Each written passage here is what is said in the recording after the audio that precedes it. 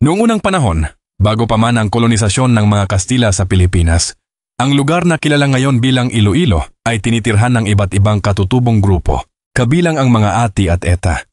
Ang mga katutubong grupong ito ay namuhay sa maliliit na komunidad sa baybayin at sa loob ng isla ng Panay.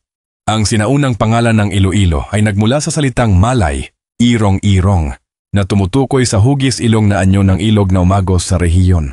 Ang mga unang nanirahang Malay na dumating sa lugar noong ika-9 siglo ay pinangalanan ng ilog na irong-irong dahil sa kakaibang hugis nito.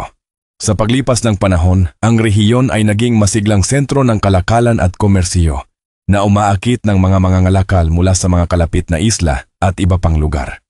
Nang dumating ang mga Espanyol noong ika-19 na siglo, natuklasan nila ang pangalang Malay at inangkop ito sa Iloilo, na kalaunan ay naging opisyal na pangalan ng lalawigan at ng kabiserang lungsod nito.